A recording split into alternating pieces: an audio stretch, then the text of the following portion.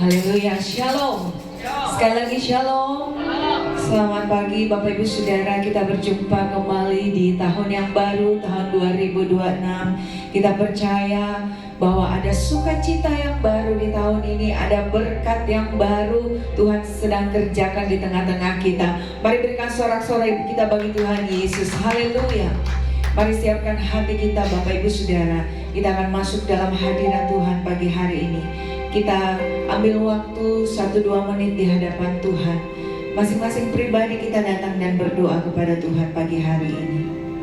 Terima kasih Tuhan. Terima kasih Bapa.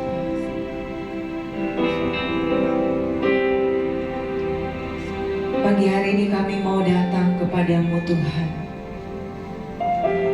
Kami merendahkan hati dan diri kami di hadapan Tuhan. Kami mau bawa persembahan yang terbaik di hadapan Tuhan. Oleh sebab itu Kau selidiki setiap hati kami. Ampuni kalau masih ada dosa pelanggaran kami buat. Biar kami boleh layak masuk dalam hadirat-Mu pagi hari ini. Biar Roh Kudus Engkau bekerja di tengah-tengah kami. Nyatakan kuasa-Mu di tempat ini Tuhan. Sebab di tempat ini nama Tuhan ditinggikan, dimuliakan. Dan kami percaya saat Engkau hadir, ada mujizat Tuhan yang Tuhan sedang kerjakan bagi kami. Saat Engkau hadir, Engkau bertahta. Yang datang dengan lemah akan dikuatkan. Saat Engkau hadir dan bertahta di tempat ini, yang sakit akan disembuhkan. Karena kami percaya di dalam Tuhan ada kuasa yang besar. Terima kasih Tuhan. Kami berdoa biarlah Kau ambil alih ibadah kami dari awal pertengahan hingga akhirnya. Tutup bungkus tempat dan kuasa darah-Mu Tuhan.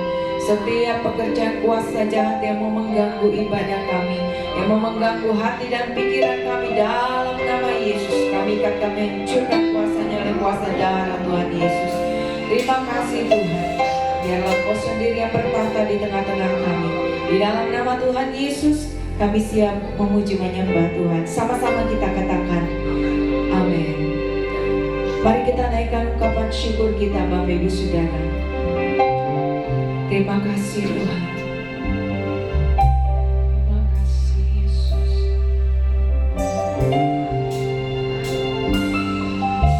Tuhan, sungguh ku bersyukur Kau menyertai hidupku selama ini. Bapa, ku berterima kasih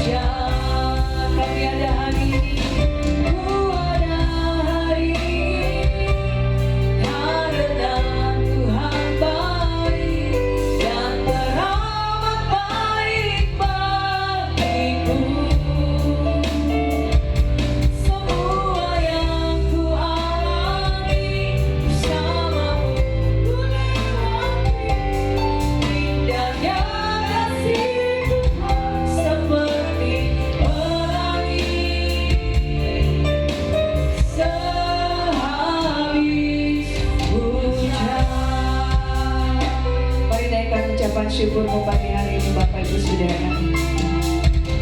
Tuhan, sungguh ku bersyukur Kau menyertai hidupku selama ini. Bapa, ku berterima kasih. Kami berterima kasih Tuhan untuk kasih setia-Mu yang tak pernah berakhir.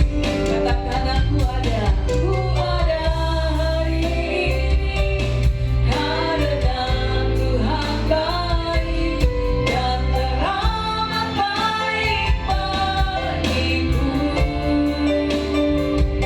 Semua yang ku alami bersama-Mu ku lewati. Indahnya kasih Tuhan seperti pelangi. Sehabis hujan, katakan aku ada hari ini karena Tuhan baik dan teramat baik bagiku. Oh, semua yang ku alami bersama-Mu ku lewati. Indahnya kasih Tuhan seperti pelangi. Sehabis hujan, cepat Tuhan saja katakan, terima kasih Tuhan. Aku ada hari ini karena Tuhan baik dan teramat sangat baik. Terima kasih Tuhan. Terima kasih Bapa. Semua yang ku alami bersama-Mu kami lewati Tuhan. Indahnya kasih Tuhan seperti pelangi. Katakan aku ada. Sehabis hujan, aku ada. Aku ada hari ini karena Kau baik, Kau sangat baik Bapa. Terima kasih Tuhan. Mari naikkan syukur-Mu Bapak Ibu Saudara. Bersama-Mu kami lewati. Indahnya kasih Tuhan seperti pelangi. Sehabis hujan. Haleluya. Aku ada hari ini karena Tuhan baik dan teramat baik bagiku. Semua yang kami alami Tuhan, bersama-Mu kami lewati. Indahnya seperti pelangi. Indahnya kasih Tuhan seperti pelangi. Sekali lagi katakan, indahnya kasih Tuhan seperti pelangi. Sehabis hujan. Mari naikkan syukur-Mu di hadapan Tuhan Bapak Ibu Saudara. Mari bersyukur berterima kasih kalau kita ada hari ini. Semua karena Tuhan baik, bukan karena kekuatan kita, bukan karena kemampuan kita, tapi hanya karena anugerah Tuhan. Semua karena kasih karunia Tuhan. Terima kasih Tuhan. Mari naikkan syukur-Mu. Mari bersyukur buat hidupmu. Mari bersyukur buat keluargamu. Mari bersyukur buat teman-temanmu. Mari bersyukur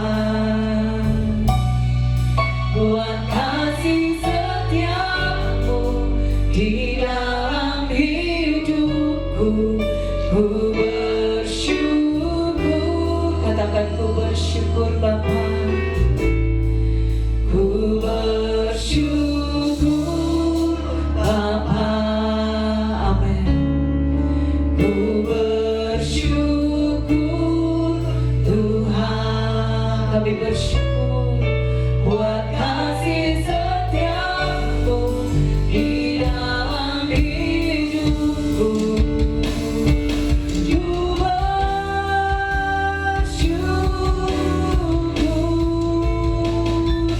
Tuhan, sekali lagi saya ingin kita bangkit berdiri sama-sama katakan, ku bersyukur Bapa, kami bersyukur, oh kami bersyukur buat kasih setiamu di dalam hidupku. Ku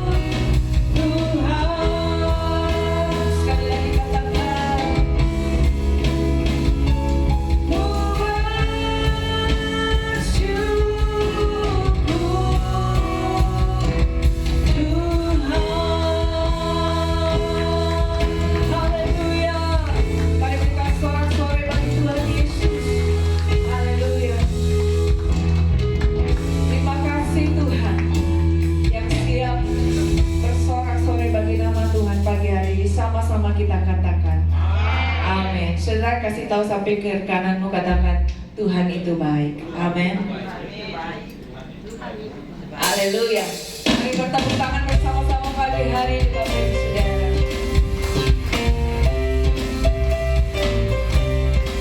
Naikkan pujian kita dengan hati yang bersyukur di hadapan Tuhan.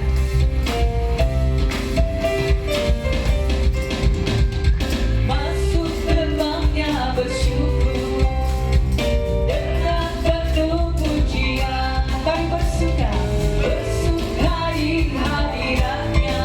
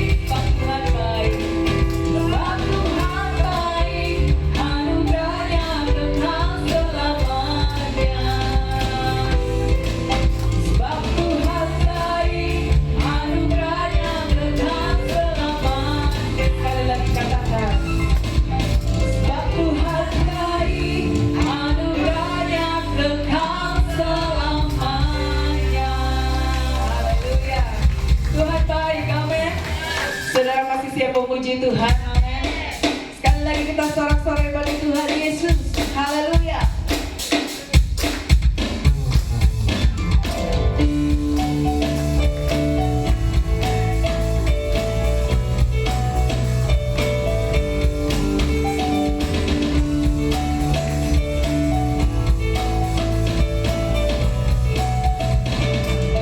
Mari katakan sama-sama.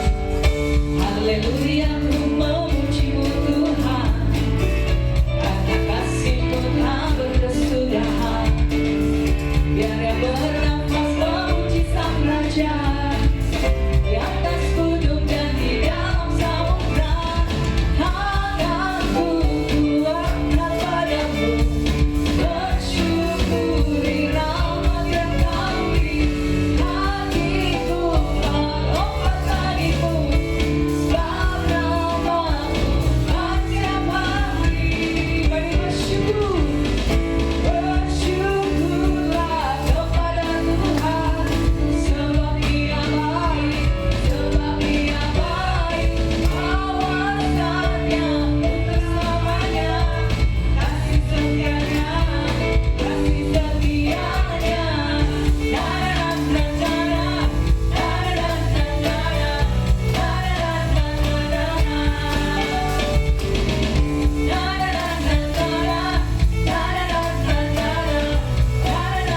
Katakan haleluya. Haleluya, ku memuji-Mu Tuhan, karena kasih-Mu tak berkesudahan. Biar bernafas memuji Sang Raja. Di mana saudara? Mari angkat tanganmu bagi Tuhan. Kuatkan padamu, bersyukuri rahmat yang Kau. Siap melompat Bapak Ibu Saudara, lompat bagimu, sebab rahmat-Mu baru setiap hari. Bersyukurlah kepada Tuhan, sebab Dia baik, sebab Dia baik.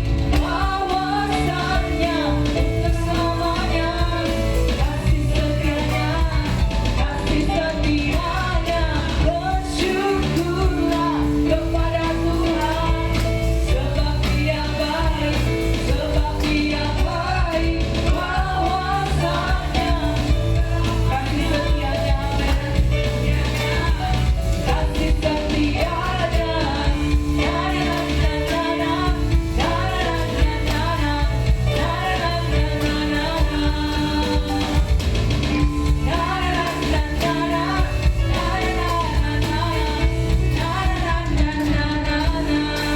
Haleluya. Kita sorak-sorai bagi Tuhan Yesus. Silakan duduk kembali jemaat yang diberkati Tuhan. Puji nama Tuhan. Sebelum kita dengar kebenaran firman Tuhan, sebelum anak sekolah minggu untuk boleh maju ke depan, kita akan berdoa bagi anak sekolah minggu pagi hari ini.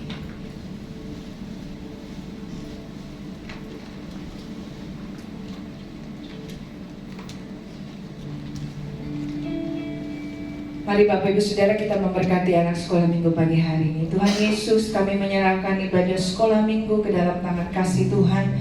Biarlah Engkau sendiri yang menyatakan kuasa-Mu, menyatakan kasih-Mu di tengah-tengah ibadah sekolah minggu. Biarlah anak-anak ini boleh bertumbuh dalam pengenalan akan Tuhan, mengasihi dan mencintai Tuhan sejak mereka kecil Tuhan, sehingga saat mereka besar nanti mereka boleh berjalan seturut dengan kebenaran firman Tuhan. Berkati hamba-Mu yang akan mengajar sekolah minggu, berikan hikmat yang daripada Tuhan untuk mendidik anak-anak ini. Terima kasih Tuhan, kami serahkan ibadah sekolah minggu hanya di dalam nama Tuhan Yesus. Haleluya, amin.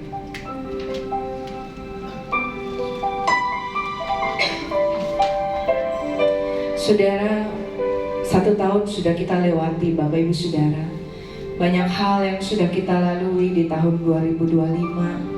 Ada banyak mungkin sukacita, ada juga banyak kesulitan, persoalan yang terjadi dalam hidup kita. Dan kalau hari ini kita boleh memasuki tahun yang baru, tahun 2026, kita percaya bahwa dalam setiap perkara, dalam setiap keadaan, Tuhan tetap ada bersama-sama dengan kita Bapak Ibu Saudara. Mari kita naikkan pujian yang terbaik di hadapan Tuhan. Terima kasih Tuhan Yesus.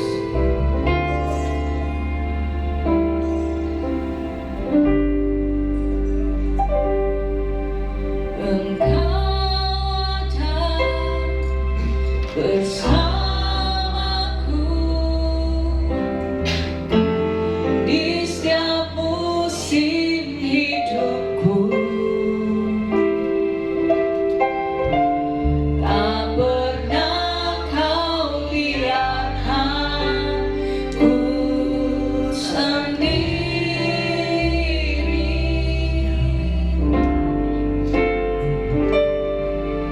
Kekuatan di jiwaku adalah bersamamu. Tak pernah ku ragukan kasih-Mu. Bersamamu Bapa,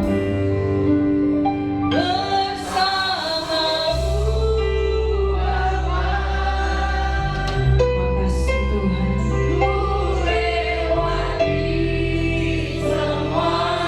Hanya karena perkenanan-Mu yang teguhkan hati kami Tuhan.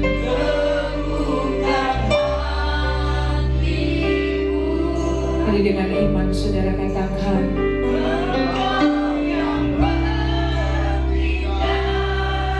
makasih Tuhan. Beri pertolongan,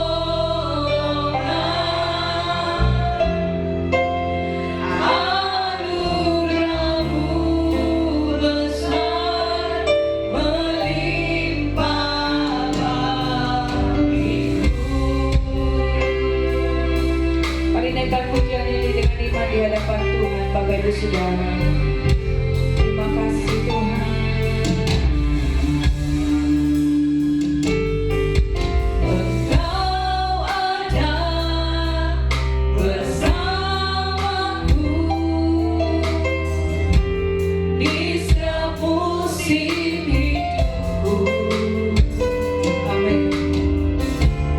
Tak pernah kau biarkan ku sendiri.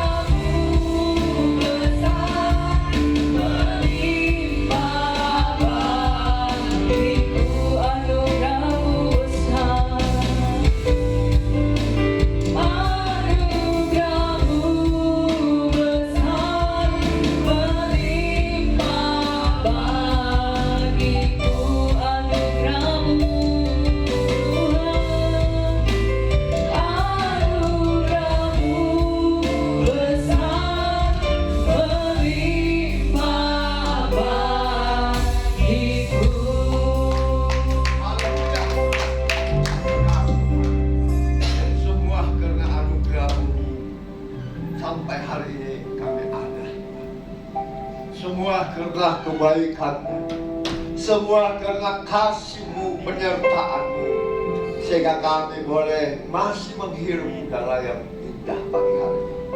Terima kasih Tuhan buat cuaca yang Kau berikan. Terima kasih buat waktu yang Kau berikan, kesempatan yang Kau berikan bagi kami, untuk kami boleh datang sujud menyembah-Mu, memuji-muji-Mu, bahkan memuliakan nama-Mu. Dan saat ini Kau ada di tengah-tengah kami, Roh Kudus. Percaya Kau sudah memberkati setiap pujian penyembahan kami menjadi jubah yang harum di hadapan-Mu. Dan tiba saatnya Tuhan, kami rindukan kebenaran firman-Mu, karena itulah kebenaran yang sesungguhnya bagi kami, yang dapat mengubah kami Tuhan menjadi terang dan garam dunia, menjadi pendengar dan pelaku firman-Mu, dan janji-janji-Mu digenapi dalam kehidupan kami. Urapi setiap kami Tuhan, ampuni segala dosa kesalahan kami, sekecil apapun yang kami perbuat sampai detik ini. Tuhan ampuni kami, layakkan kami untuk diberkati oleh kebenaran firman-Mu. Berikan kami telinga sebagai seorang murid, hati sebagai seorang hamba yang mau duduk tenang. Urapi hamba-Mu Tuhan, jangan Kau pakai mulut bibir hamba hanya sebatas alat untuk menyatakan isian. Terima kasih Tuhan, Kau bersembunyi di balik jubah. Berfirmanlah pagi hari ini, kami sudah siap untuk menerima berkat kebenaran firman. Mari yang siap menerima berkat kebenaran firman Tuhan, sama-sama kita katakan amin. Beri kemuliaan yang mulia. Terima kasih. Silakan duduk Bapak Ibu, Saudara yang terkasih dalam Tuhan. Apa kabar? Luar biasa. Ya, selamat tahun baru, selamat hari Minggu, dan upah mengikut Yesus. Berarti di dalam mengikut Yesus itu ada syaratnya, dan tentu ada upahnya. Nah, harusnya kita sebagai pengikut Yesus, kita harus bisa menerima janji Tuhan, bahwa ada syaratnya di dalam mengikut Yesus dan ada upahnya dalam mengikut Yesus. Ini kebenaran yang Tuhan berikan bagi kita. Ya. Kita buka Injil kita di dalam Matius 16 ayat ke-24. Matius 16 ayatnya yang ke-24. Kalau sudah dapat, mari kita baca dengan suara nyaring, perlahan, dan minta Roh Kudus untuk menggenapi janji di dalam hidup kita. 1, 2, 3. Lalu Yesus berkata kepada murid-muridnya, setiap orang yang mau mengikut Aku, dia harus menyangkal dirinya, memikul salibnya, dan mengikut Aku. Amin. Yesus berkata kepada pengikut-pengikutnya, orang yang mau mengikut Aku harus menyangkal dirinya, memikul salibnya, dan mengikut Aku. Kalau saya lihat dari Alkitab bahasa sehari-hari, menyangkal diri itu seperti melupakan kepentingan sendirinya. Dan saya bacakan kembali. Yesus berkata kepada pengikut-pengikutnya, orang yang mau mengikut Aku harus melupakan kepentingan sendirinya, memikul salibnya, dan mengikut Aku. Berarti kita yang mau mengikut Yesus, apalagi kalau pelayan-pelayannya, harus melupakan kepentingan sendiri. Saya ulangi, harus melupakan kepentingan sendiri. Itulah menyangkal diri. Ya. Jadi syarat untuk mengikut Yesus yaitu yang pertama, saya dan saudara harus melupakan kepentingan sendiri atau menyangkal diri. Kalau kita mengutamakan kepentingan kita sendiri, Yesus berkata, engkau belum bisa mengikut Aku. Filipi pasal 2 ayat 3 berkata begini. Filipi 2 ayat 3. Dengan tidak mencari kepentingan sendiri atau puji-pujian yang sia-sia, sebaliknya hendaklah dengan rendah hati yang seorang menganggap yang lain lebih utama daripada dirinya sendiri. Saya ulangi. Kepentingan sendiri atau menyangkal diri kita baca di dalam Filipi 2 ayat 3. Dengan tidak mencari kepentingan sendiri atau puji-pujian yang sia-sia, sebaiknya hendaklah dengan rendah hati seorang menganggap yang lain lebih utama daripada diri sendiri. Itulah yang harus kita lakukan. Kita harus menyangkal diri. Kita harus melupakan kepentingan pribadi kita, kepentingan sendiri kita. Kalau kita masih mengutamakan kepentingan kita daripada Tuhan, maka Tuhanlah engkau tidak layak sudah memilih. Coba lebih bagus kita baca di dalam Filipi 2 mulai dari ayat 1 sampai ayat 11. Filipi 2 ayat 1 sampai ayat 11. Supaya lebih jelas. Sudah dapat? Filipi 2 ayat 1 sampai ayat 11. Kita baca bersama supaya kita semakin mengerti di dalam mengikuti Yesus apa yang harus kita perbuat. Berikutnya berjudul apa? Panggilan untuk menderita. 1, 2, 3. Sebab itu, hai anakku, jadilah kuat oleh kasih karunia dalam Kristus Yesus. Apa? Oh, sorry, ini di Timotius, di Filipi ya, sorry, di Filipi.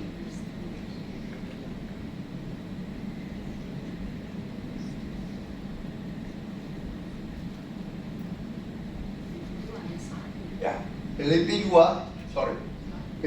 2 ayat pertama sampai ayat 11. Kita akan baca berikutnya.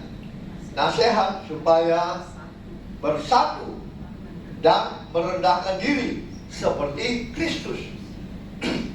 Jadi karena dalam Kristus ada nasihat, ada penghiburan kasih, ada persekutuan roh, ada kasih mesra dan belas kasihan. Karena itu, sempurnakanlah sukacitaku dengan ini. Hendaklah kamu sehati sepikir dalam satu kasih, satu jiwa, dan satu tujuan. Dengan tidak mencari kepentingan sendiri atau puji-pujian yang sia-sia. Sebaliknya, hendaklah dengan rendah hati yang seorang menganggap yang lain lebih utama daripada dirinya sendiri. Dan janganlah tiap-tiap orang hanya memperhatikan kepentingannya sendiri, tetapi kepentingan orang lain juga. Hendaklah kamu dalam hidup bersama menaruh pikiran dan perasaan yang terdapat juga dalam Kristus Yesus, yang walaupun dalam rupa Allah tidak menganggap kesetaraan dengan Allah itu sebagai milik yang harus dipertahankan, melainkan telah mengosongkan dirinya sendiri dan mengambil rupa seorang hamba dan menjadi sama dengan manusia. Dan dalam keadaan sebagai manusia, ia telah merendahkan dirinya dan taat sampai mati, bahkan sampai mati di kayu salib. Itulah sebabnya Allah sangat meninggikan dia dan mengaruniakan kepadanya nama di atas segala nama, supaya dalam nama Yesus berteguh lutut segala yang ada di langit dan yang ada di bumi dan yang ada di bawah bumi, dan segala lidah mengaku Yesus Kristus adalah Tuhan bagi kemuliaan Allah Bapa. Inilah yang harus kita lakukan. Kita melihat Yesus sendiri yang adalah sebetulnya Allah. Tapi dia taat. Dia datang ke dunia atas kehendak Bapaknya. Ya. Dia menjadi sama dengan kita manusia. Dia tidak meninggikan diri. Ya. Dia tidak melupakan kepentingan pribadi lepas pribadinya. Tapi dia dengan sendiri, dengan mencari kehendak Bapaknya. Dia tidak mau dipuji-puji dengan puji-pujian yang sia-sia. Tapi dia dengan rendah hati, dia menganggap yang lain lebih utama daripada dirinya sendiri. Itulah syarat yang pertama agar kita bisa mengikuti Yesus. Kalau kita selalu mementingkan diri sendiri, selalu kita mau ditinggikan, firman Tuhan berkata, engkau tidak layak untuk mengikuti aku. Ya. Yang kedua, firman Tuhan berkata apa? Yesus berkata kepada pengikut-pengikutnya, orang yang mau mengikut aku harus melupakan kepentingan sendiri dan memikul salibnya. Yang kedua, memikul salib. Salib berbicara apa? Penderitaan, saudara. Salib itu berbicara penderitaan. Bukan enak, bukan mau dipuji-puji, bukan mau disanjung-sanjung, bukan punya motivasi yang lain. Tapi salib berbicara masalah penderitaan.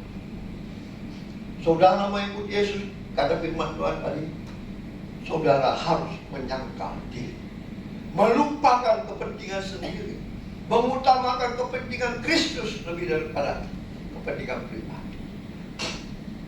Memikul salib berarti berbicara dengan penderitaan. Kita baca 2 Timotius 2. 2 Timotius 2 ayatnya yang pertama sampai ke 13.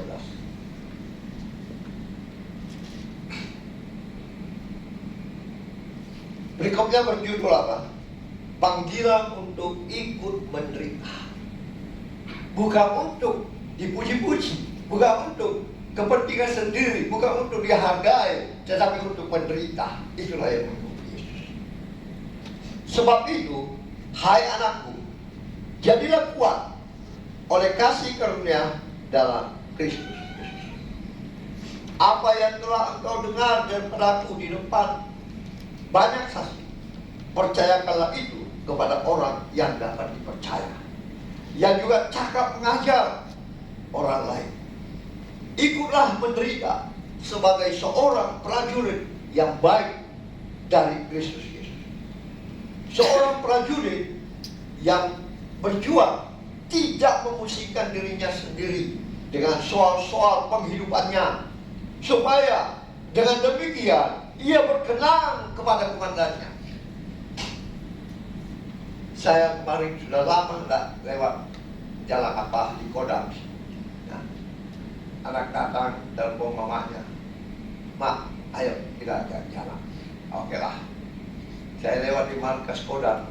Saya kira sudah hilang. Ada mereka punya atas makan apa lagi saya lupa. Di sana tertulis setia hingga akhir.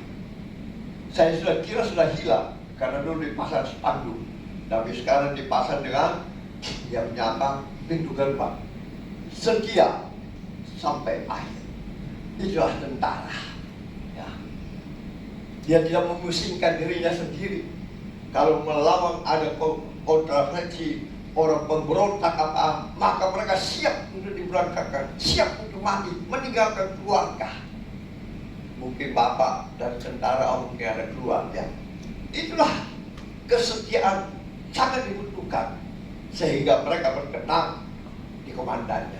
Makanya jangan heran orang-orang yang diterjunkan dulu ke daerah konflik, itu mereka cepat prestasinya naik karena mereka dipercaya oleh komandan bahwa mereka setia di dalam tugas dan tanggung jawab. Mereka tidak memusingkan keluarganya, mereka tidak memusingkan kehidupannya. Ya. Tanya kalau tentara, itulah tentara. Mereka dia punya logo setia sampai akhir. Sehingga seperti anaknya sebetulnya SBY, itu orang setia dalam konflik di Timur Tengah. Dia dikirim sebagai pendamai. Dia tidak memikirkan keluarganya, kepentingan dirinya. Saya kan mau jalan-jalan, saya kan mau ini, saya kan ada ini, enggak. Tapi dia harus setia, sehingga komandannya dapat menilai inilah orang yang bertanggung jawab dalam tugasnya. Itu contoh di dalam prajurit ya. Ayat 5. Seorang olahragawan hanya dapat memperoleh mahkota sebagai juara apabila ia bertanding menurut peraturan olahraga. Demikian juga di Mall Nipai kemarin saya senang melihat anak-anak dilatih dari kecil ya. Saya kadang-kadang ternyata dari taekwondo. Mereka dilatih, mereka membayar iuran. Ya, mamanya ditanya sama oma, 200.000 per bulan belum pakai. Mereka umur 4 tahun, 3 tahun latihan taekwondo. Ya, pelatihnya juga dan setia berteriak apa. Nah, itulah tugas dan tanggung jawab. Sehingga mereka boleh menjadi juara. Ya, ada seorang anak, ya, dan akhirnya baru ketahuan bahwa dia punya keluarga itu teman baik saya. Dia selalu panggil saya grandma. Dia saya anggap dia cucu. Nah, dia seorang anak sekolah dulu. Dia seorang taekwondoan, juara Indonesia, ya, perempuan. Dia baru masuk kuliah. Dia sekarang menjadi juara nasional, juara perguruan. Pokoknya dia pegang banyak juara. Itu dari taekwondo. Tapi saya percaya pengorbanannya seperti itu. Ya. Dia tidak memusingkan apa kepentingan. Semua dia berjuang sesuai aturan olahraga. Dia setia dalam latihan, jadwal. Dia tidak pernah absen. Ya. Itulah boleh dia menjadi juara. Ya. Saya senang dia selalu panggil saya grandma. Ternyata belakang saya lihat, dia foto dengan keluarganya. Teman baik saya di depan. Dia bilang, iya opa, itu om saya, puji Tuhan. Sekarang dia sudah kuliah, tapi dia tetap setia di dalam olahraga. Sehingga dia boleh menjadi pemegang juara untuk Indonesia Taekwondo dan untuk perguruan tinggi dan dulu untuk SMA. Luar biasa, seorang wanita. Nah, seorang olahragawan hanya dapat memperoleh mahkota sebagai juara apabila ia bertanding menurut peraturan olahraga. Demikian Yesus. Kita mau menjadi pengikut Yesus. Yesus berkata, orang yang mau mengikut aku, orang harus melupakan kepentingannya sendiri, lalu memikul salibnya. Seorang petani pun demikian, saudara. Seorang petani yang bekerja keras haruslah yang pertama menikmati hasil usaha. Dan kalau kita mau mengikut Kristus, baru kita lebih mementingkan kepentingan kita, lebih tidak mau memikul salib Kristus. Tuhan bilang, kau tidak layak di hadapan. Ayat 7. Perhatikanlah apa yang kukatakan. Tuhan akan memberi kepadamu pengertian dalam segala sesuatu. Ingatlah ini, Yesus Kristus yang telah bangkit dari antara orang mati, yang telah dilahirkan kembali keturunan Daud, itulah yang kuberitakan dalam Injil. Bukan kepentingan kita, bukan nama kita, bukan masalah-masalah lain, tapi saudara dan saya harus mengikuti Yesus, memberitakan kepentingan Kristus, memberitakan Injil, kebenaran Kristus. Karena 9 ayat 9, karena pemberitaan Injil inilah aku menderita. Nah, malah dibelenggu seperti seorang penjahat, tetapi firman Allah tidak terbelenggu. Itulah Yesus datang ke dunia, ya, diutus Bapa. Kalau dia mau, sudah nggak mau deh, saya lebih suka memerintah di surga. Dia sendiri tidak layak. Dia datang ke dunia ini mengosongkan dirinya demi untuk pemberitaan Injil. dia menderita.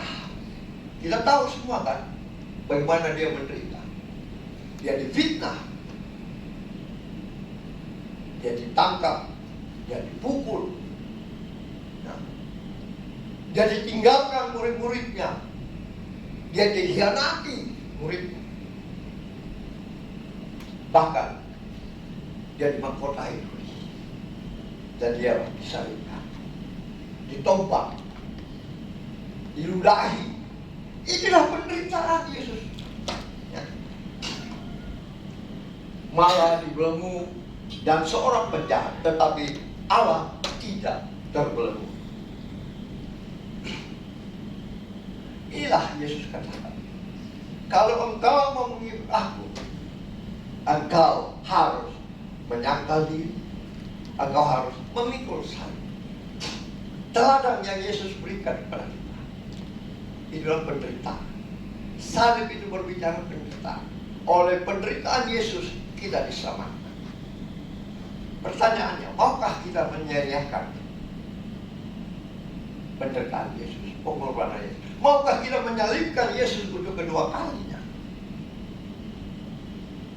Atau kita mau menjadi pemberita firman, atau kita mau menjadi orang Kristen, tetapi Kristen yang mau dipuji, ya, mau yang tidak mau mengikul salib, tidak mau bertanggung jawab, lebih mementingkan kepentingan pribadi.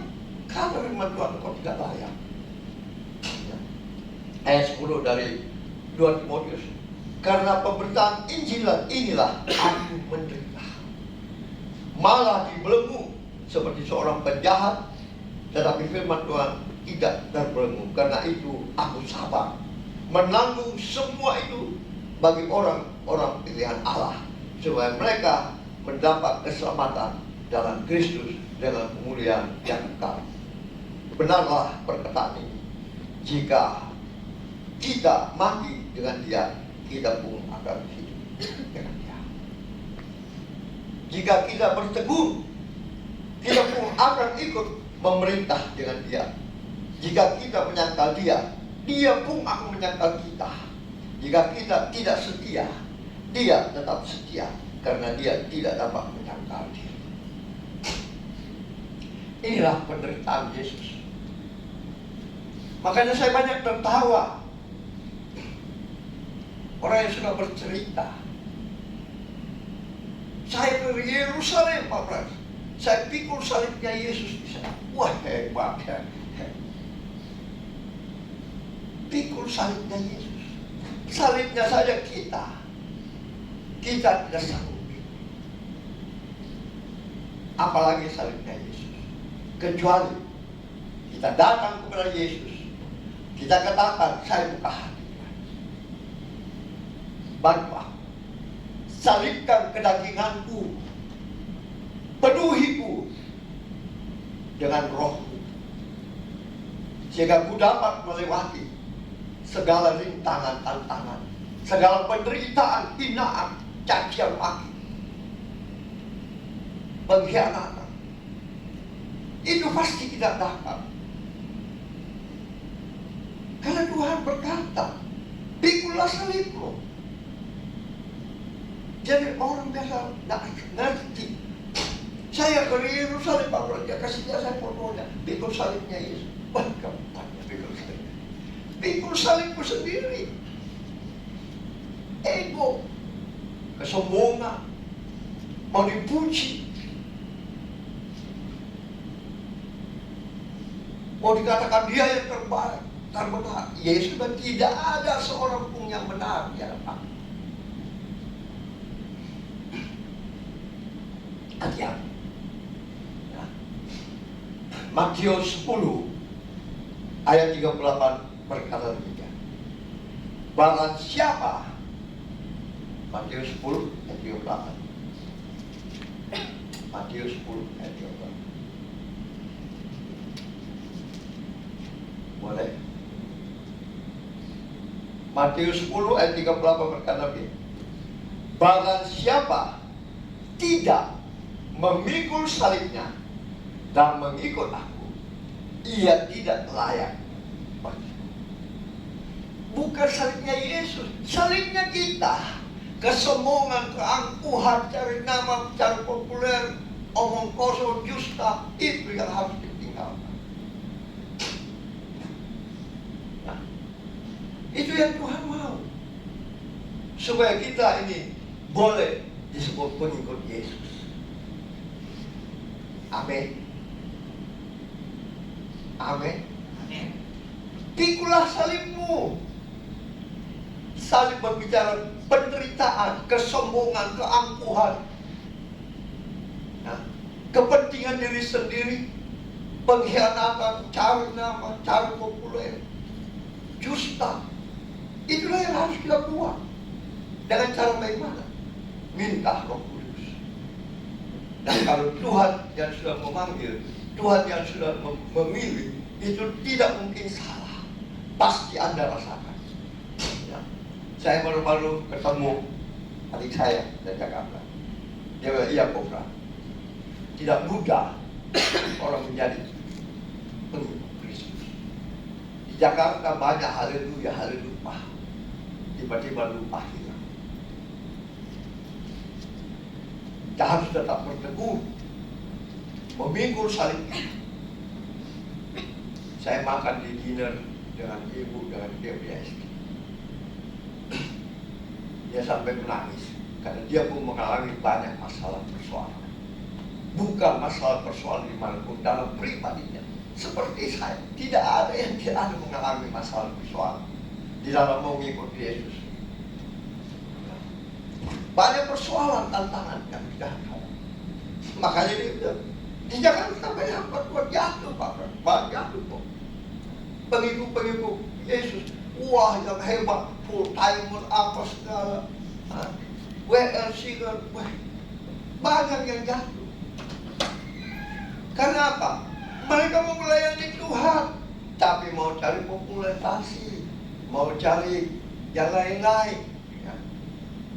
Padahal Tuhan sudah mengingatkan kita, barang siapa mau mengikut aku, dia harus menyangkal diri,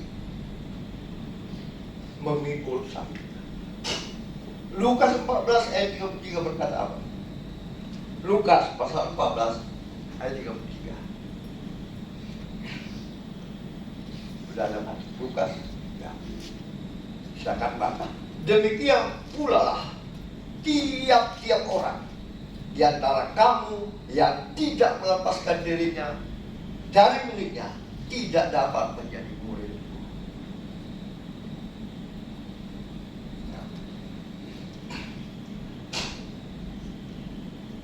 Saya banyak mengambil contoh di mana Yesus sendiri dikhianati murid. Muridnya banyak cerita besar. Dari dua murid Yesus, itulah yang terkesan bagi saya. Kalau Yudas, ini murid Yesus, manis mulutnya, menjual minyak narwastu ini supaya dipakai untuk orang miskin. Tetapi karena firman Tuhan, dia adalah bendahara yang tidak jujur. Dia mementingkan duit. Bahkan dia menjual Yesus dengan 30 keping perak. Itulah murid Yesus. Pengkhianatan itu ada. Tidak heran, dimanapun gereja-gereja banyak terjadi hal-hal demikian. Karena mungkin mereka punya tipe-tipe Yudas.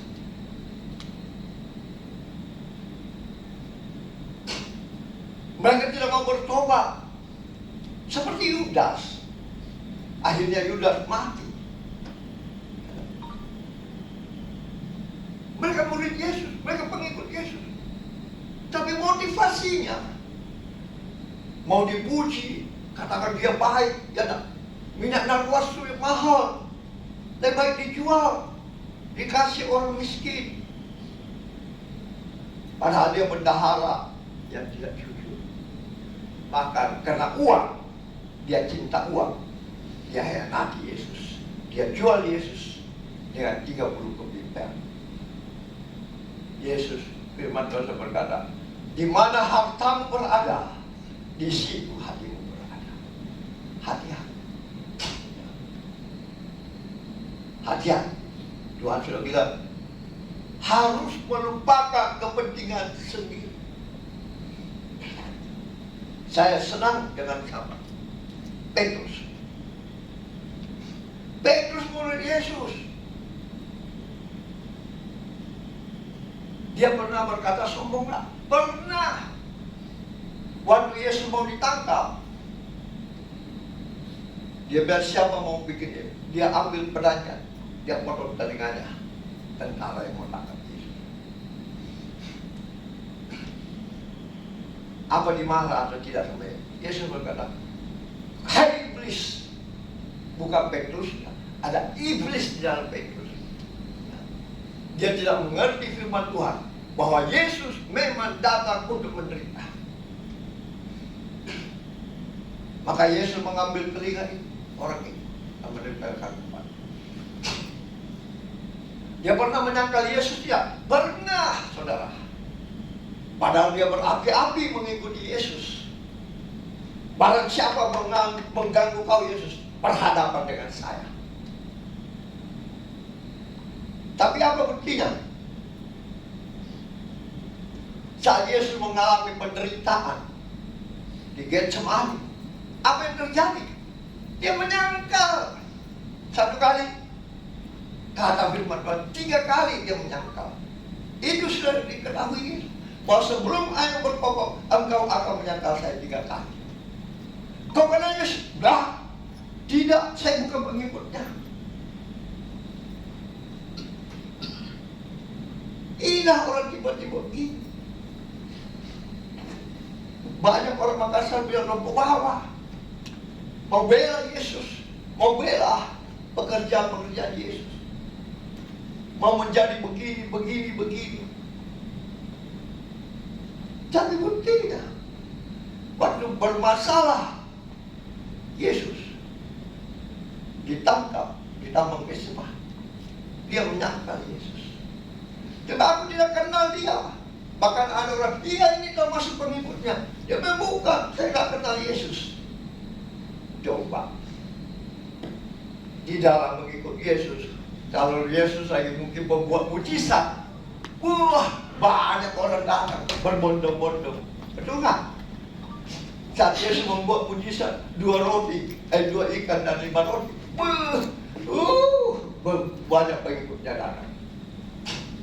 Makanya Yesus bilang, manusia hidup bukan dari makanan saja, tapi dari firman Allah. Nah inilah di dalam mengikut Yesus. Kadang orang itu datang mau cari berkat. Oke, tidak salah. Tapi Tuhan bilang, carilah dahulu kerajaanku dan kebenaranku, maka semuanya akan kutambahkan berkat. Jadi jangan mengikut Yesus untuk cari duit, cari nama, cari kesombongan, cari kepentingan diri sendiri. Nggak bisa. Tapi kalau kau sudah mengikut Yesus dengan cara-cara yang Tuhan berikan, maka engkau akan mendapat upah yang luar biasa. Ya. Akhirnya apa? Saya super senang. Kenapa saya banyak belajar dari kedua murid Yesus? Kenapa? Yudas itu tidak mau mengaku, tidak mau menyesal. Tapi Petrus, dia menyesal. Makanya Yesus mau tahu apa sesungguhnya dia mengasihi Yesus. Sampai dia sempat dongkol kan. Yesus bilang, apakah engkau mengasihi aku? Dia bilang, iya Yesus, saya mengasihi. Gembalakanlah domba-dombaku. Ditanya lagi,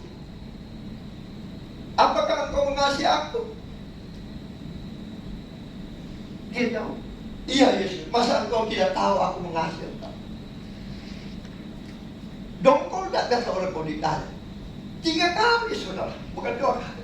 Ketiga kali Yesus bertanya lagi kepada dia, Petrus, apakah engkau mengasihi aku lebih dari segalanya? Kayaknya mungkin dia bilang, hah, kau tidak percaya saya kalau mengasihi engkau? Tuhan bilang, gembalakanlah domba-domba. mengasihi aku lebih dari segala. Itulah yang saya sungguh senang dengan kedua murid Yesus.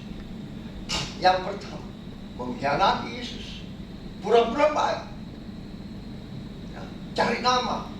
Baiknya tahu wah Yudas, dia aja tahu supaya jual itu minyak narwastu, bagikan uangnya kepada orang. Ya. Padahal dia cinta uang. Dia jual Yesus hanya dengan 30 keping perak. Dia hianati Yesus. Jadi jangan heran kalau kita pengikut Yesus dihianati, disangkali, dibuat seperti begitu. Memang itulah yang Tuhan mau.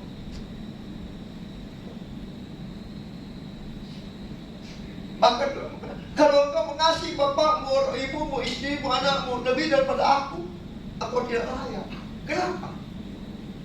Kenapa? Karena kadang anak-anak atau orang tua atau istri atau suami selalu menghalangi kita untuk berbuat yang baik, yang sesuai dengan firman Tuhan. Misalnya datang beribadah, datang melayani, memberikan persembahan, ya, mengembalikan milik Tuhan. Kadang jangan begini. Itulah yang menghalangi kita. Makanya Yesus berkata, kalau engkau mengasihi saudaramu, ibumu, bapakmu, anakmu lebih daripada saya, engkau tidak layak. Berarti kita harus mengutamakan apa? Yesus. Menderita kan? Menderita. Karena kita bertentangan dengan keluarga kan? Kita mau melayani Tuhan. Jangan dulu nanti kita memberikan kembali milik Tuhan. Jangan terlalu banyak. Kita mau beribadah lebih cepat. Jangan masih ada waktu besok lusa. Kalau kau sampai Tuhan masih kesempatan beri umur panjang, oke. Kalau dia bilang sudah cukup umur. Sebab itu saya berkata, Tuhan, ini kerinduanmu. Tapi biarlah kerinduanmu yang jadi. Saya mau melayani engkau sampai usia 85 tahun. Kalau memang Tuhan izinkan 100 tahun, saya percaya Tuhan pasti berikan Tuhan hamba hati yang taat mengasihi Tuhan. Dan Tuhan akan menyediakan segala keperluan.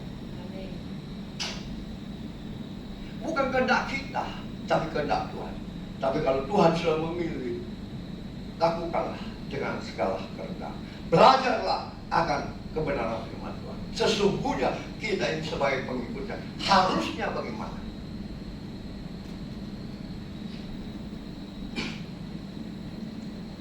Saya jujur saya. Kalau dia mau beribadah terlambat, saya biasa bilang, cepat bangun. Ada yang marah, ada yang tidak setuju. Memang itulah penderitaan. Karena kau mengasihi Tuhan lebih dari segalanya, kau mengasihi keluargamu.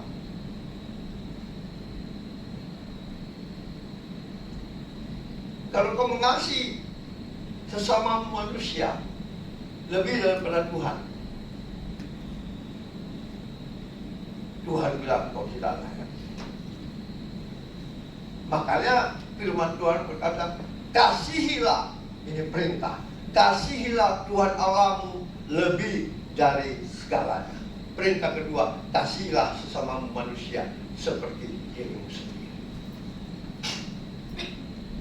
Pahami, kasih kita kepada Tuhan itu yang terutama dari apapun yang dia lakukan.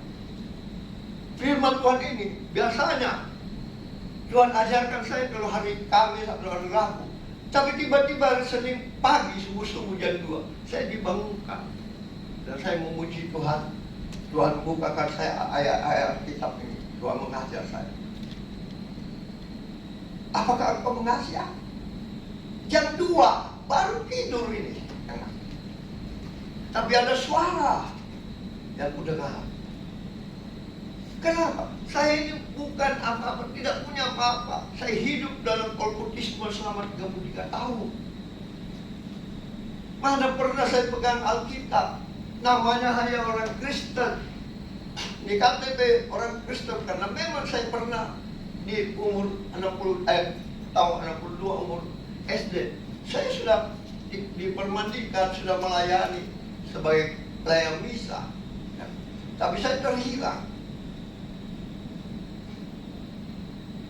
Saya menderita juga. Makanya kemarin anak saya Andras dan Lewanda kakaknya mau di gereja. Yang dulu di depan itu hasil bangunan bapak saya. Dan meja-meja mungkin dia dipindahkan ke depan. Ada 50 meja. Bapak saya sumbang dan bangun gereja lama.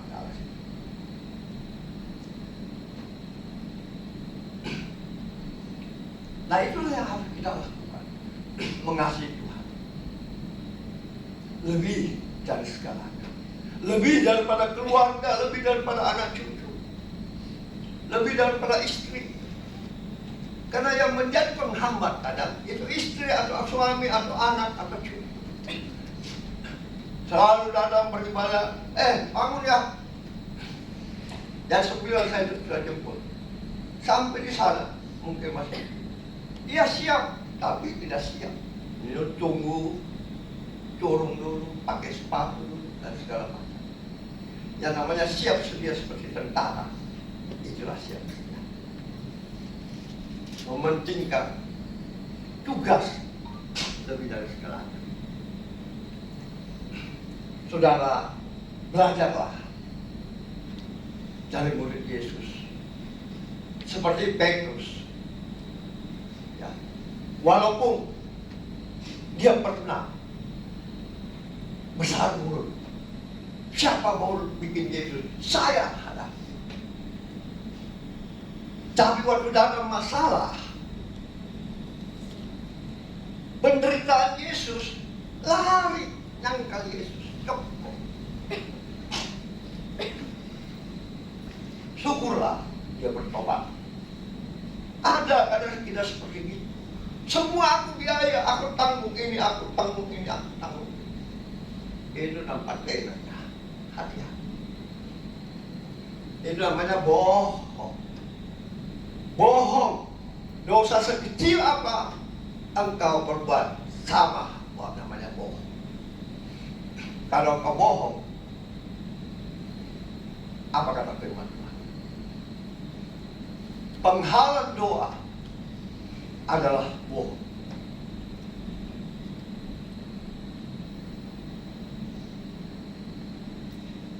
Jangan. Belajarlah seperti Petrus. Kalau kita sudah melukai Tuhan, kita sudah mengkhianati Tuhan, kita sudah menyangkal Tuhan, kita sudah mengutamakan kepentingan kita pribadi, karena kita sudah menerima berkat-berkat Tuhan. Mari bertobat.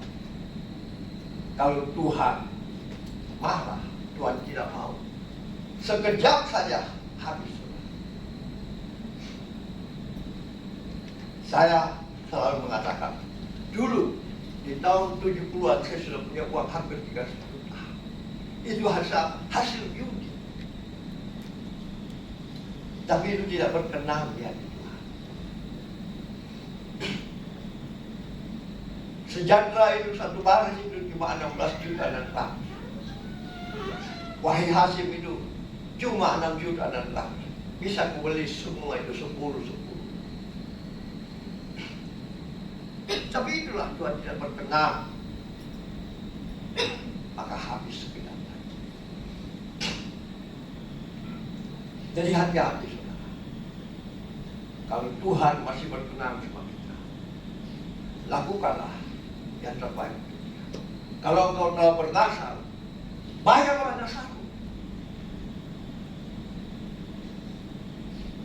Jangan cuma didengar enak, bagus, baik, menenangkan telinga orang. Karena terlalu banyak yang saya sudah lihat buktinya. Nah, dari sebelum saya bertobat, saya sudah banyak lihat buktinya orang bernasar, mengatakan firman Tuhan, jangan muluk-muluk yang baik, padahal dia sendiri tidak menjadi pelaku firman. Akhirnya apa? Saya belum mati, dia sudah duluan hancur. Hati-hati saudara, firman Tuhan itu jangan. Dia seperti pedang bermata dua yang tajam menusuk ke seluruh kita. Jadi jangan kita mau mengikut Yesus karena kesombongan, karena hikmat kita, karena kita rasa hebat, kita memiliki yang ada, kita janji-janji, kita tidak lakukan. Tuhan bilang, pikulah salibmu, sangkalah dirimu, lalu ikutlah. Ya, kita tahu semua. Yudas jahat, murid Yesus ini, bendahara, tidak jujur, tapi mulutnya manis sekali. Waktu Maria mau kasih minyak narwas tuh, dia bilang jangan, lebih dijual. Baruannya 33, ini berikan kepada fakir miskin. Wah, orang dengar, wih, baik kamu ini, Yudas Iskariot. Hatinya baik. Padahal karena firman Tuhan, dia adalah seorang pencuri, dia adalah seorang pengkhianat, dia adalah orang cinta uang kepada Yesus. Akhirnya dia menjual Yesus dengan 30 lebih perak. Tapi dia tidak menyesal. Tapi saya sungguh senang dengan Petrus. Dia pernah ngomong besar, Tuhan, kalau siapa mau ikut kau, hadapi saya. Wah, hebat. Tapi di saat Yesus mulai menderita, coba, saya tidak kenal dia. Ada perempuan, iya ini saya lihat biasa dengan Yesus. Tidak, saya tidak salah. Jadi hati-hati saudara. Belajarlah sama Petrus. Yesus pernah tanya dia. Karena Yesus mempercayakan kepada dia untuk menjadi pengikut Yesus, pembuat mujizat. 3 kali dibertanya, apakah engkau mengasihi aku? Ya Tuhan, aku mengasihi. Ya Yesus, aku mengasihi. Gembalakanlah domba-domba. Coba kalau orang ditanya, marah, ya kan? Kalau orang marah, apa kata firman Tuhan? Dosa. Ya. Saya senang. Banyak firman Tuhan yang Tuhan bukakan. Apakah Yesus pernah ditolak? Dikhianati, ya, disangkal, pernah ditolak juga. Nah, coba kita baca Matius 13. Matius pasal 13 ayat 53 sampai ayat 58.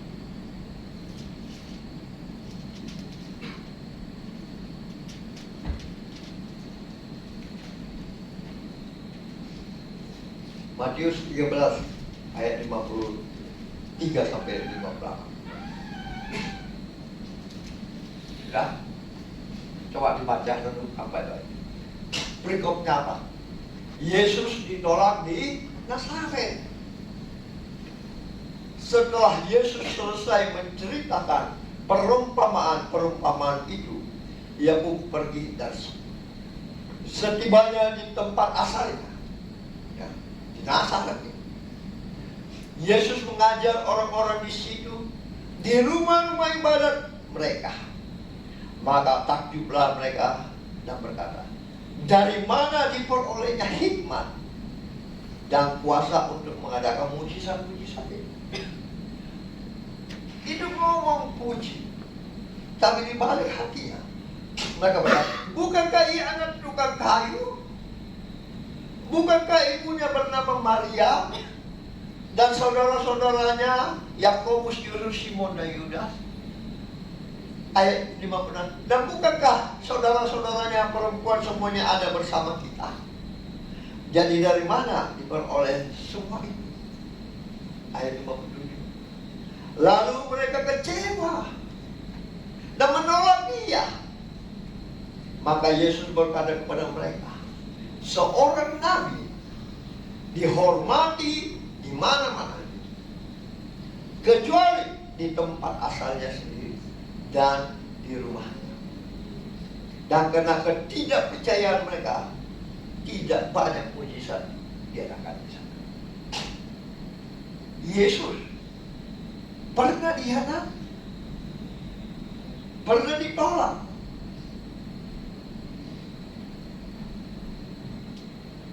Jadi kalau saudara ditolak dalam keluarga, di tempat, di rumah kita, di mana kita melayani, itu wajar. Yesus kan sendiri karena ditolak. Yesus tidak berdosa, tidak bersalah, tapi ditolak. Apalagi kalau kita cuma manusia. Kenapa?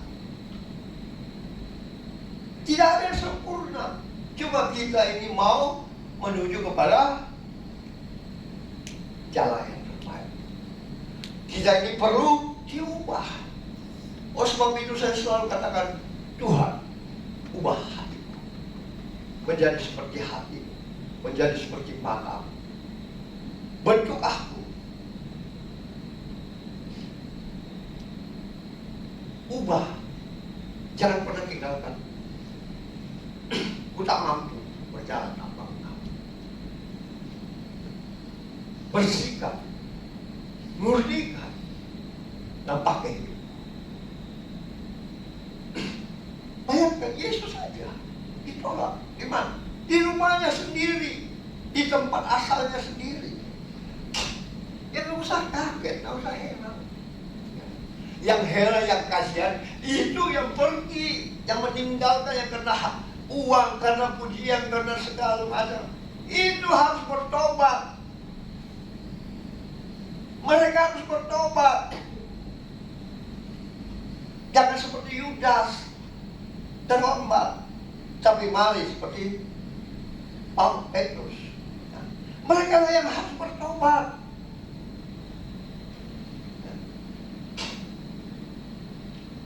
Mana lagi dia mengajar kita?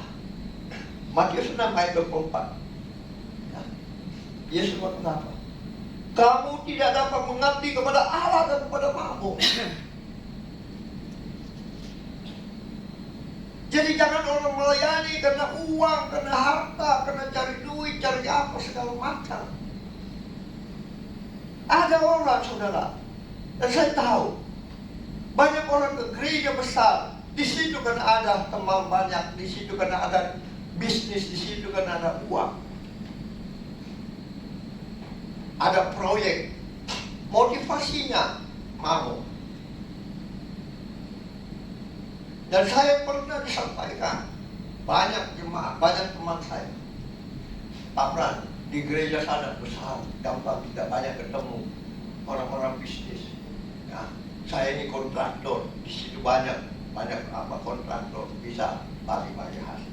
Ini motivasi yang sangat-sangat jahat.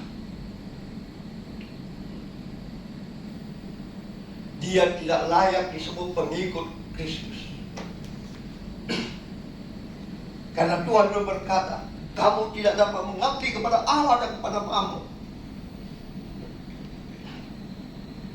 Matius 19 ayat 21 berkata, Matius 19 ayat 21 berkata, jika engkau hendak sempurna. Matius 19 ayat 21. Jika engkau hendak sempurna, pergilah, jualah segala milikmu, kemudian ikutlah. Ini orang kaya. Coba kalau dibaca, dia bilang apa? Aku kan sudah mengikut kau Yesus. Aku sudah memberikan ini, aku sudah melayani ini, aku sudah melayani ini. Tapi ada satu yang dia lupa, dia tinggalkan. Jualah hartamu, bagikanlah, ikutlah. Harta berbicara kesombongan. Karena orang yang banyak hartanya biasanya sombong. Jualah hartamu. Aku kan sudah mengikut kau Yesus. Aku kan sudah melayani. Aku kan sudah memberikan persembahan. Aku kan sudah memberikan. Yesus kan jualah hartamu. Karena di mana hartamu berada, di situ hatimu berada.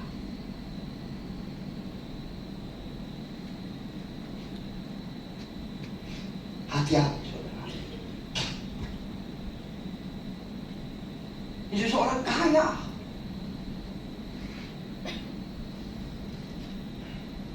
Dia mengikut Yesus. Tapi masih ada kesombongan. Makanya saya selalu memberikan ilustrasi dimanapun saya melayani kalau diundang. Kita ini punya tubuh. Ilustrasinya seperti begini. Kita memiliki 10 kamar. Tuhan yang 9 ambil Tuhan. Tapi yang 1 jangan. Saya belum bisa lepaskan. Apakah Tuhan mau datang?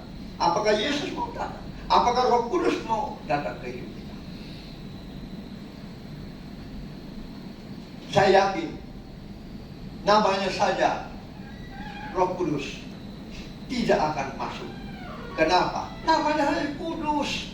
Tuhan bilang tanpa kekudusan engkau tidak dapat bertemu dengan aku, sebab aku kudus. Jadi orang yang mau bertemu dengan Yesus harus hidupnya kudus, diperbaharui, diubah, dibentuk. Pedih, sakit, iya pasti jangan. Seperti ini, jual harta. Dia aku sudah melayani Tuhan, aku sudah begini. Tapi Tuhan berapa? Jual harta. Jadi hati-hati saudara. Dimanapun Yesus, di kota Nazaret, dia sudah ditinggalkan murid-muridnya. Murid-muridnya sudah tinggalkan di kota kelahirannya, di rumahnya sendiri, jangan. Di mana lagi?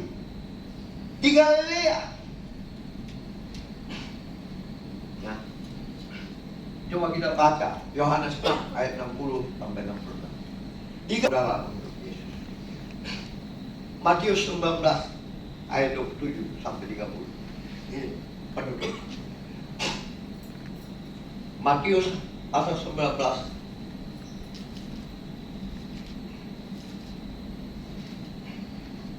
ayatnya 27 sampai 30. Oke. Berikutnya berjudul apa? Upah mengikut Yesus. Lalu Petrus menjawab dan berkata kepada Yesus, kami ini telah meninggalkan segala sesuatu dan mengikut Engkau. Jadi apakah yang akan kami peroleh? Bayangkan. Kata Yesus kepada mereka, aku berkata kepadamu, sesungguhnya pada waktu penciptaan kembali, apabila anak manusia bersemayam di tahta kemuliaannya, kamu yang telah mengikut aku akan duduk juga di atas 12 tahta untuk menghakimi ke-12 suku Israel. Lanjut. Dan setiap orang yang karena namaku meninggalkan rumahnya, saudaranya laki-laki atau perempuan, bapa dan ibunya, anak-anak atau ladangnya, akan menerima kembali 100 kali lipat ganda dan akan memperoleh hidup yang kekal. Tetapi banyak orang yang terdahulu akan menjadi yang terakhir, dan yang terakhir akan menjadi yang terdahulu. Itulah firman Tuhan. Itulah janji Tuhan. Itulah upah yang saudara dan saya akan terima di surga. Saudara dan saya akan duduk dengan Yesus Kristus untuk menghakimi 12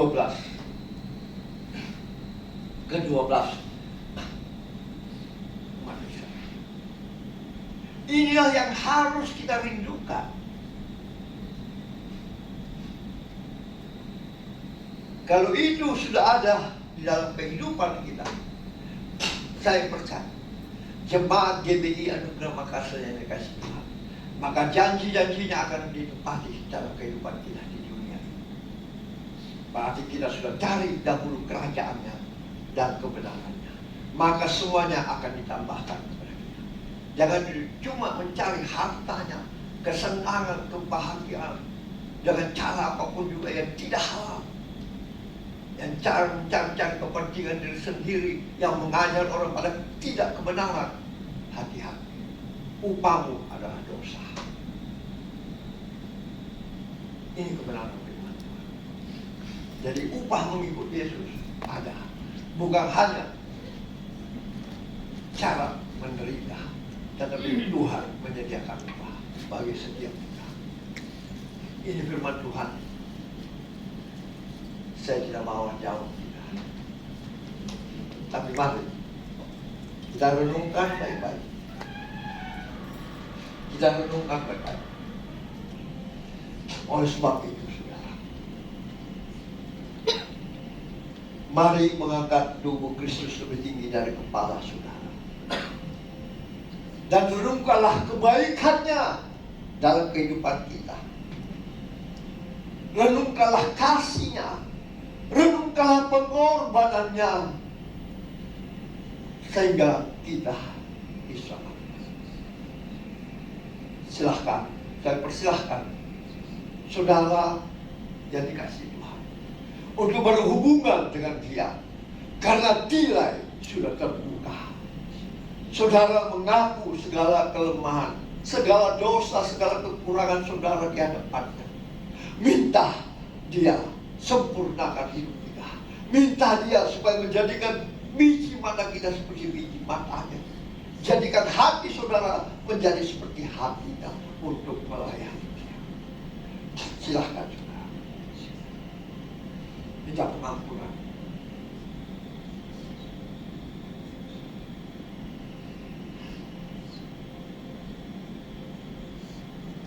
Supaya kita tidak menjadi Yudas Iskariot sama sekali. Supaya kita tidak menjadi Rasul Petrus sama sekali. Kita harus bertobat. Ini pesan firman Tuhan di tahun yang baru. Sebab firman Tuhan berkata, apa yang telah kuteruskan kepadamu telah aku terima dari Tuhan, yaitu bahwa Tuhan Yesus pada waktu Ia diserahkan mengambil roti, dan sesudah Ia mengucap syukur atasnya, Ia membentah-mentahkannya dan berkata, inilah tubuhku yang diserahkan bagimu. Perbuatlah ini menjadi peringatan akan aku. Bukankah roti yang kita pecah-pecahkan adalah persekutuan dengan tubuh Kristus? Amin. Mari kita sambut dalam nama Tuhan.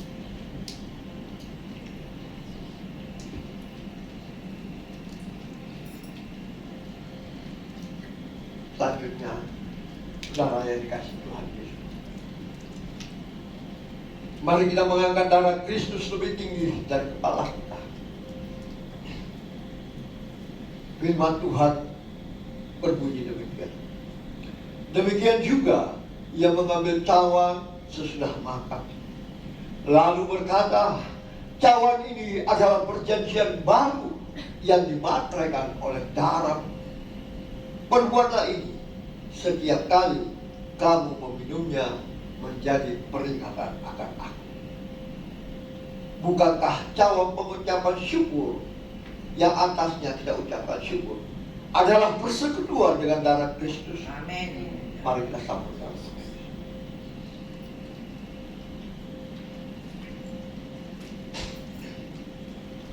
saudaraku yang dikasih Tuhan, jangan berhenti sampai di sini. Tapi mari kita selalu mengucap syukur. Belajar mengucap syukur, belajar memuji Tuhan. Ada segala pengorbanan yang Dia lakukan. Katakan dengan hati yang rendah, kasih Allah sungguhlah terbukti ketika Dia serahkan. Itulah kasih yang terindah, kasih yang menyelamatkan saudara dan saya. Bukan Kasih aku sungguh telah terbukti ketika Dia serahkan anaknya. Kasih Allah mau berkorban bagi kau dan aku.